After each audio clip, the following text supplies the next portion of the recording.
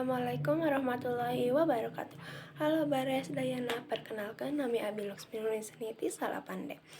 Nah, dina kesempatan ieu Abi bari ngajelaskeun pentingna pendidikan jeung tanggung jawab urang.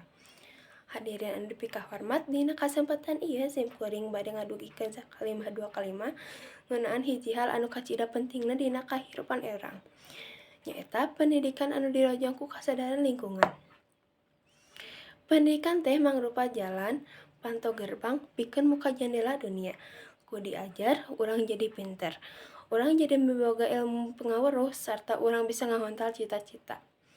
Eta teh kewajiban urang salaku siswa, tapi nah geus cukup upami urang ngan saukur pinter di kelas? Tangtos henteu. Ilmu anu luhur kedah dibarengan ku sikap anu mulia. Salah sahiji sikap anu mulia nyaeta rasa tanggung jawab ka lingkungan. Rerencangan sadayana tinggali ka sakuluring urang. Ieu lingkungan sakola, lingkungan imah, atawa lingkungan urang. Teh tempat kadua kelas urang. Lamun kelas kahiji ngajarkeun urang teori, maka kelas kadua ngajarkeun urang pelajaran praktek hirup. Naha urang geus boga ilmu pikeun miceun runtah dina tempatna, naha urang geus boga niat pikeun ngurangan pamakean tempat plastik, naha urang geus daek ngarawat tatangkalan sangkan hawa tetep seger. Eta sadayana sanes pelajaran anu aya nu dina buku, tapi pelajaran anu kudu aya dina hate sareng amal perbuatan urang sapopoe.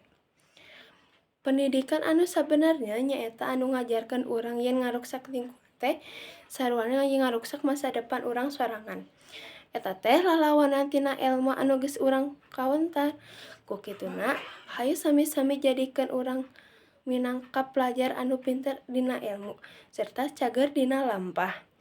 Mimiti tina hayu urang diajar getol sangkan boga ilmu, jeung ngajaga lingkungan sangkan boga tempat hirup anu sehat.